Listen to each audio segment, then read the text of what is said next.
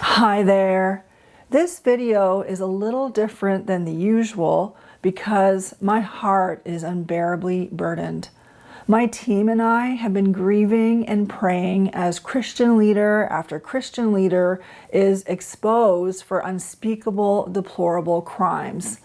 While I'm in no way saying that all Christian leaders are narcissistic or abusers, the heartrending truth is that many of them are. The church, tragically, and to our shame, attracts and shelters such men. For over 3 years now, my work has been bringing me into contact with the people who suffer the most at the hands of these covert, narcissistic leaders, their wives. These precious women who marry in good faith, who support their men in the work of the ministry, homeschool their children, and carry a lion's share of responsibility. These women are often the targets of the worst abuse, but they suffer in silence and isolation. They smile and serve and suffer. And some of them die with the secret. It is an epidemic and it is deadly. Recently, I was talking with one of these women about writing a letter to give hope to others who are suffering as she did, who don't know what they are experiencing, who are still isolated, confused, and desperate. We want to break the silence because this kind of suffering kills. So I want to share with you the letter that she wrote because it articulates so clearly what the wives of narcissistic leaders experience. Our hope is that it will help others know that they're not alone and that there is help and hope. Please share this letter with any woman you think may be suffering in this way, or share it with people who may know of them. We want to get it out to as many people as possible because lives are at stake.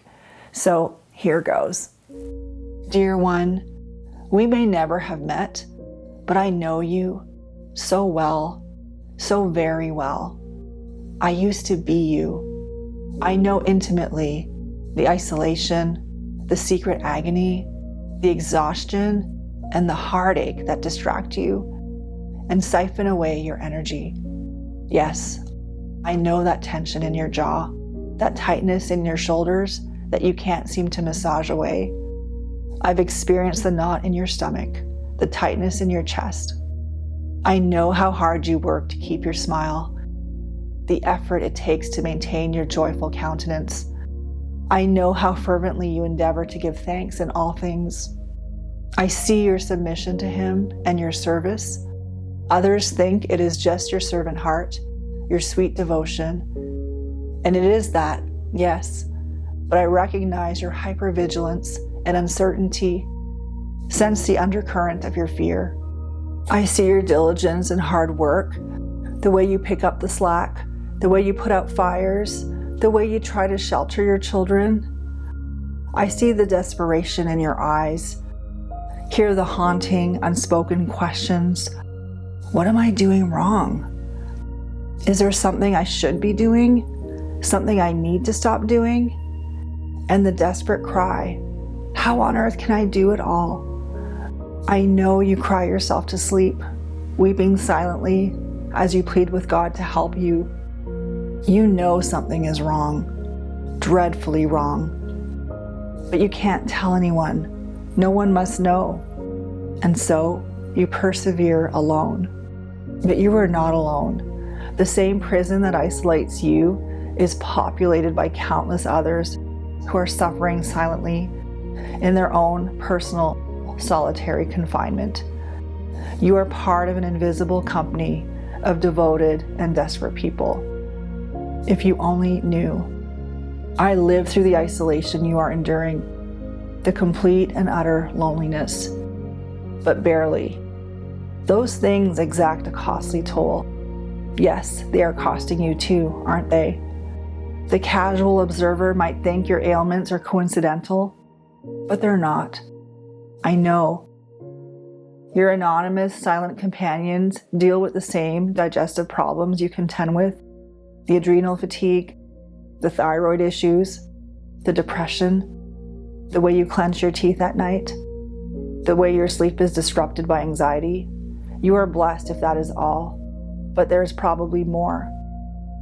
These are only a few of the symptoms in a poisonous bouquet of suffering. Your confusion is not lost on me either. Neither is your devotion, your humility, your faith, and your heartfelt longing to please the Lord. That and your self-deprecation. The way you wonder if it is really all your fault, like he says it is. You Jezebel, you rebellious woman, you unsubmissive wife, you stupid, worthless piece of shit. When will you ever learn to honor your husband like Sarah honored Abraham? Is it true, you wonder? After all, he makes such a compelling scriptural argument. After all, he is so good to everyone else. Everyone else loves him. He is the life of the party, the center of attention, the admired, the desired, the wonderful family man, the accomplished one. He praises you in public, or subtly, condescendingly undermines you. He seems like the perfect guy. Other women wish they were you, if only they knew. Behind closed doors, the charismatic smile contorts into a snarl. Behind closed doors, you are not the beloved spouse, but the betrayed scapegoat. But no one knows, except maybe your children. If they do, they are sullen, withdrawn, and angry, or they are depressed, codependent, or self-harming. But then, if he has won them over the way he wins everyone else, he has made sure they know that their mother is weak, foolish, resistant, deceived, indecisive, and demon-possessed. A mentally ill woman. If he has bewitched them too, they secretly pity you for the wrong reasons. Or they despise you and echo his contemptuous tone until you are belittled from all sides. Faithful one, you are caught in the hell of a man's making, feeling trapped by a vow you made before God, wishing and praying and hoping fervently that something will change. Even you barely dare to admit it, if it means death, his or yours.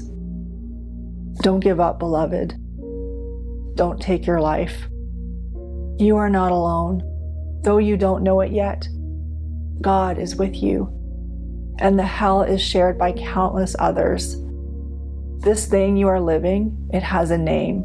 God hates it. He calls the abuse you are living through evil. He calls Christians who commit it wolves in sheep's clothing.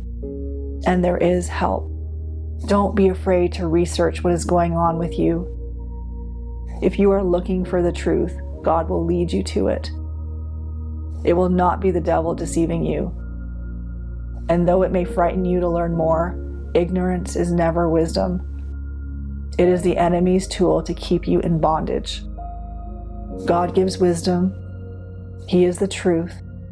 Only the truth can set you free. Don't be afraid, dear one. Though the enemy schemes to terrify you, be courageous. With God's help, you can get through this. Lovingly, a woman just like you.